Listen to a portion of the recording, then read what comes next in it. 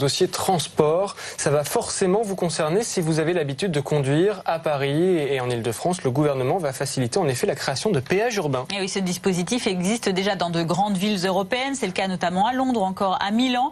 Eh bien, la mairie de Paris n'est pas contre ce système, au contraire, mais elle impose ses conditions. Les explications d'Alexia Elisabeth.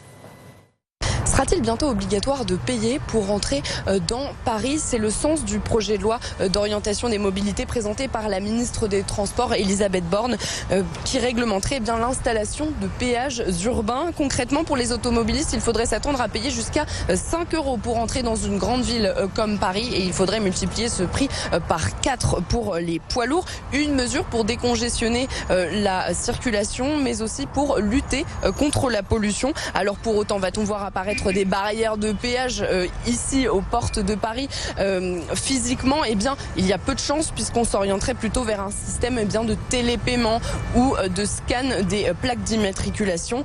Cette mesure, elle fait quelques mécontents, à commencer par la présidente de la région, Valérie Pécresse, qui s'y oppose fermement. Pour la maire de Paris, pas question d'un péage aux portes de la capitale, mais plutôt aux portes de l'ensemble de la zone urbaine francilienne. Stéphane Colonna, bonsoir. Bonsoir. Merci beaucoup d'être avec nous. Le président de la Fédération française des automobilistes citoyens. Oui. Vous étiez en train de rigoler sur le duplex de notre reporter. Qu'est-ce qui vous a fait autant rire ? La réaction des élus qui est toujours assez prévisible, c'est-à-dire qu'on lance en fait au public une nouvelle mesure qui n'en est pas vraiment une, et ensuite on réagit pour entretenir ce buzz permanent sur l'histoire des transports et de la pollution, sans pour autant s'attaquer réellement au problème ou à la cause des problèmes. Donc à vous entendre, c'est une mauvaise idée du gouvernement. Est-ce que ces péages urbains ont pour vous une utilité, et sinon, quels sont vos arguments ?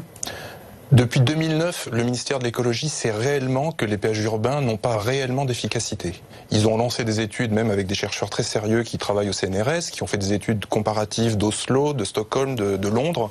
Et on a bien vu qu'en fait, il est déjà impossible d'avoir un point de vue objectivement clair sur à la fois les retombées économiques d'un péage urbain, qui sont souvent négatives, et en même temps sur les discriminations qui en découlent, que tout le monde imaginera rapidement, sur le fait que les plus pauvres n'auront plus forcément les moyens de circuler ou auront une taxe supplémentaire à payer pour circuler. Donc soit on a une approche technocratique du problème et on regarde simplement le péage urbain comme une solution de plus, mais en vérité qui n'apportera que des taxes supplémentaires et qui ne résoudra en rien la cause réelle qui est le déplacement. Soit on regarde les choses avec un peu plus d'humanité et de bienveillance, en se demandant d'abord, avec aussi de la logique, d'où vient la pollution, d'où vient le déplacement.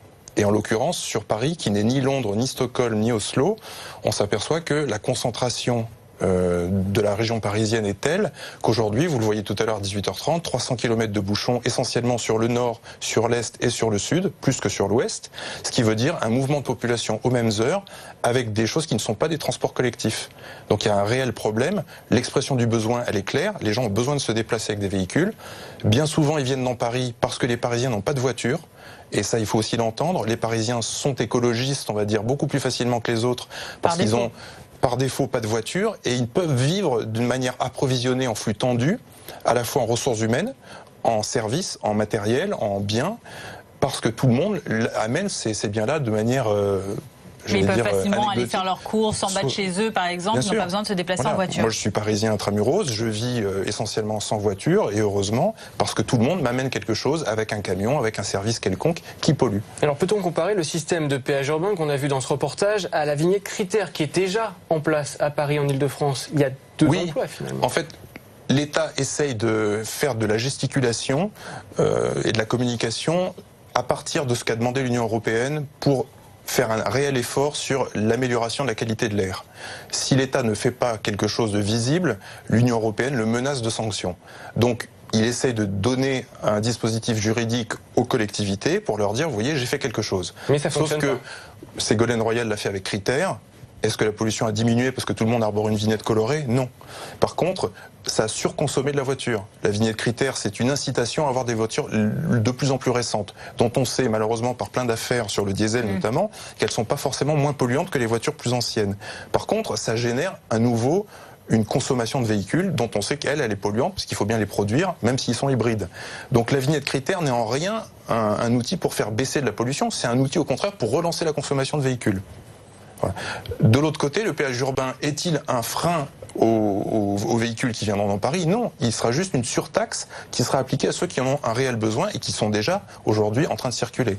Alors on comprend bien que du coup ces habitants de ces zones de la région Île-de-France que vous avez pointé du doigt tout à l'heure n'ont pas d'autre choix qu'utiliser leur voiture. Qu'est-ce qu'il faudrait mettre en place pour qu'ils soient obligés de laisser leur voiture? Quelles alternatives on peut proposer? Moi j'ai une formation d'historien et de géographe avant d'être informaticien. Et donc en fait dans ces trois métiers-là, la première chose qu'on vous apprend c'est à exprimer le besoin, à chercher les causes et à voir ce qui s'est passé pour en arriver à une situation telle qu'elle est aujourd'hui. On voit bien que la concentration des emplois est toujours la même, elle est parisienne, et le déplacement des habitats, lui, s'est fait progressivement vers l'est de Paris et vers le sud, parce que plus personne, sous la pression, on va dire, du coût de l'immobilier dans Paris, ne peut vraiment résider là où il travaille. Le problème, c'est ça.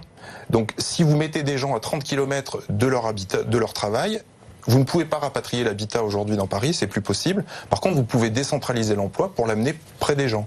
Et aujourd'hui, vous pouvez très bien, par le télétravail, par exemple, avoir une journée par semaine qui ferait baisser de presque 20% la circulation. Il y a des tonnes de solutions, seulement il y a un gros blocage institutionnel pour les mettre en place. Vous avez sur la région parisienne un millefeuille institutionnel qui, entre le Grand Paris, qui aujourd'hui ne sert à rien, sinon à donner des invectives aux maires pour qu'ils appliquent la même ZCR, la même interdiction qu'à Paris. Le 15 novembre, il y a une réunion prochaine où la métropole Grand Paris veut inciter les maires à faire ça. Mais ce millefeuille institutionnel ne se réforme pas. Nous attendions, comme citoyens, que Emmanuel Macron prenne ça à bras-le-corps et qu'il fasse en fait une région homogène, institutionnellement, pour pouvoir avoir une vraie politique de déplacement qui est couplée à l'habitat et à l'emploi. Et avec ça, on résout les problèmes durablement sur la pollution. Là, on fait simplement que patcher, comme des vignettes critères sur une voiture, des sparadraps sur la solution réelle, et on tourne en rond, en fait, et les gens sont mécontents parce qu'ils sont toujours enfermés sur des bouchons et ils ne comprennent pas pourquoi ils vont être surtaxés en plus de pouvoir le faire. Stéphane Cohen, merci beaucoup d'avoir été avec nous sur le plateau de Bonsoir Paris. On rappelle que vous êtes président de la Fédération française des automobilistes citoyens. C'est lié.